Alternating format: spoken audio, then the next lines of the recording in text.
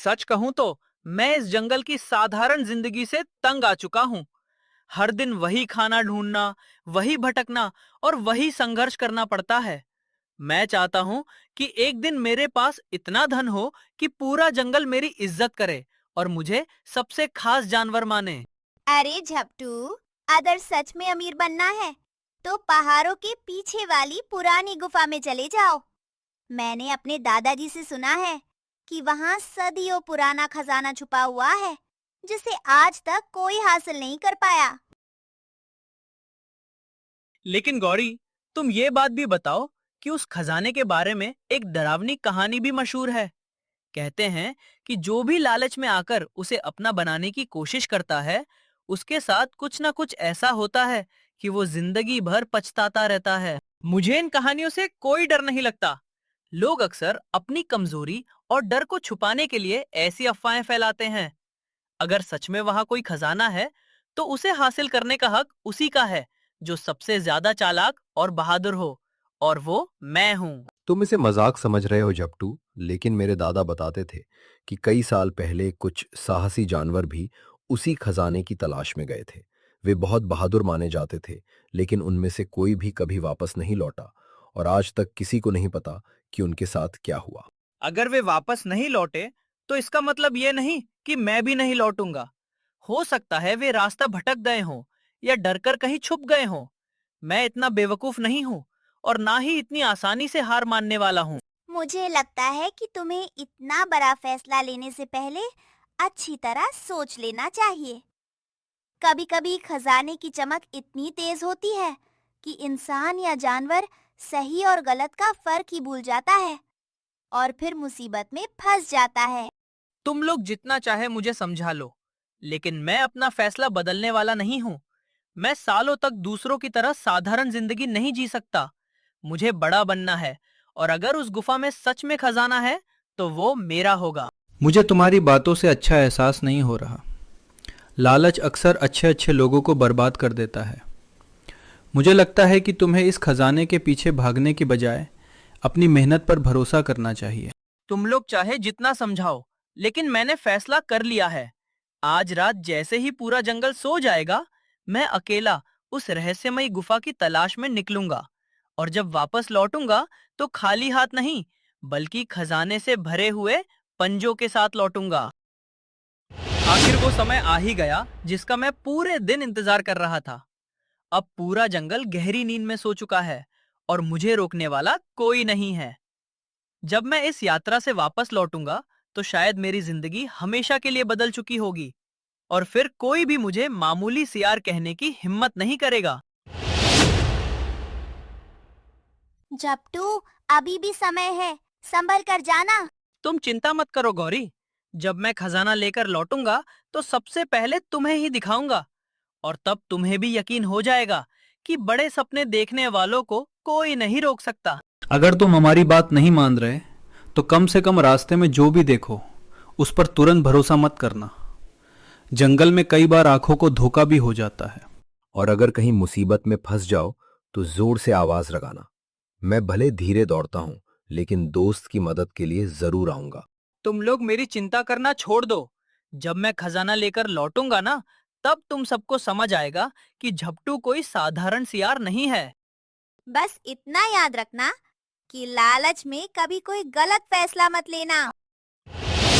हाँ हाँ, ये बात मैं 1000 बार सुन चुका हूँ। अब मैं और समय बर्बाद नहीं करूंगा, क्योंकि अगर सच में वो खजाना मौजूद है, तो उसे ढूंढने का मौका मैं किसी और को नहीं देने वाला।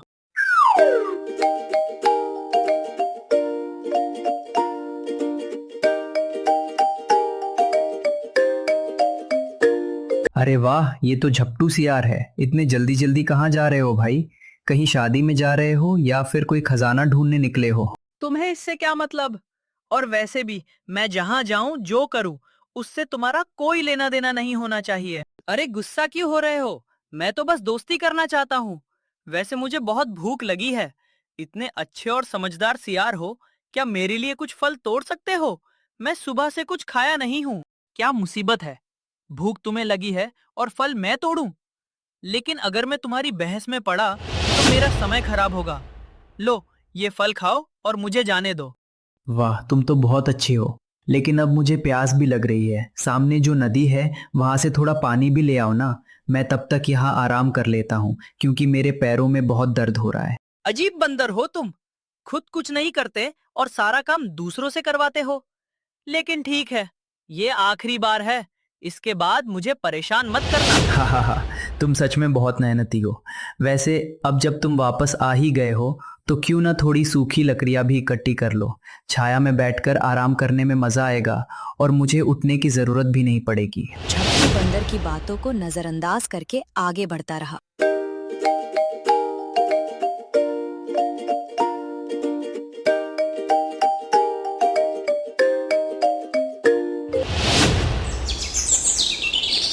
ओहो, अब तुम कौन हो? पता नहीं आज मैं उस खजाने तक पहुंच भी पाऊंगा या नहीं।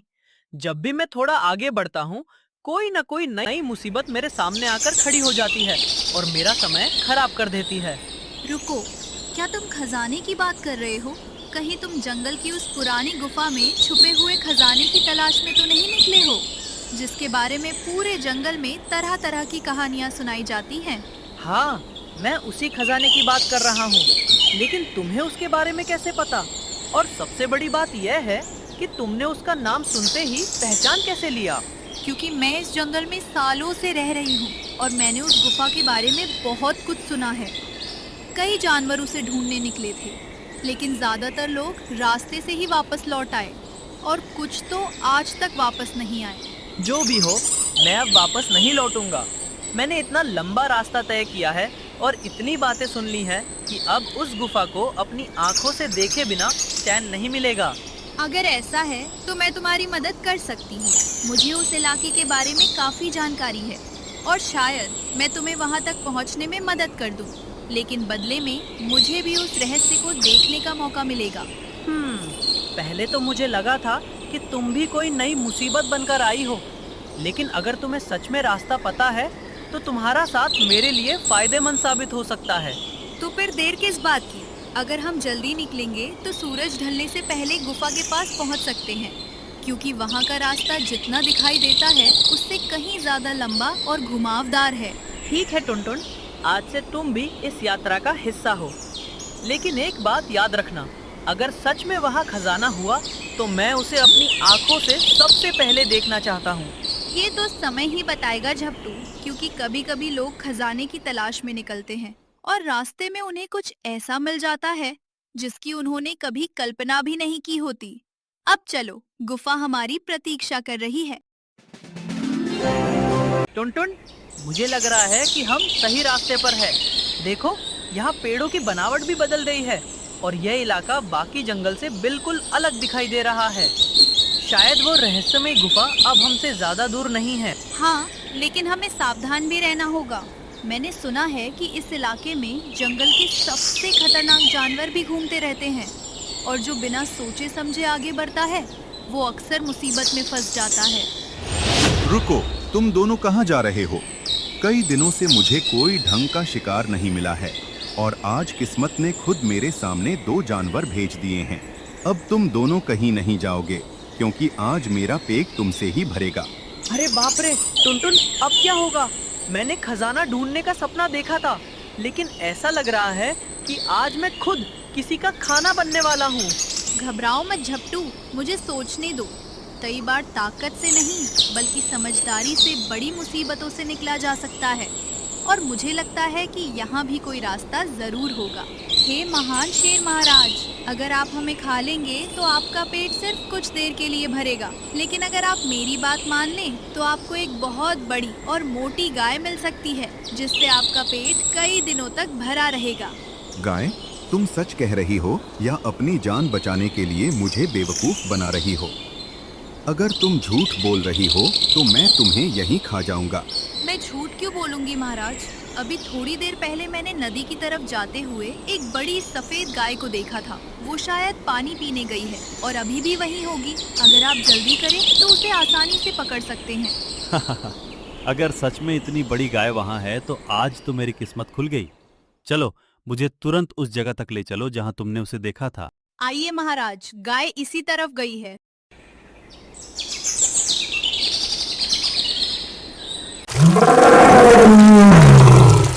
बचाओ बचाओ, मुझे तैरना नहीं आता, मैं वहां जा रहा हूँ। महाराज, अगली बार किसी को खाने से पहले थोड़ा सोच लिया कीजिएगा। वाह टुनटुन, मैं तो समझ रहा था कि आज हमारा काम तमाम हो जाएगा, लेकिन तुमने तो अपनी समझदारी से शेर को ही चकमा दे दिया। अब चलो जल्दी आगे बढ़ते हैं। मुझे लगता है कि गुफा का रहस्य हमारा इंतजार कर रहा है। शेर को चकमा देने के बाद झपटू सियार और टुनटुन चिड़िया गुफा की ओर निकल पड़े। दोस्तों, कहानी पसंद आई हो तो चैनल को अभी सब्सक्राइब कर लो, वीडियो को लाइक करो।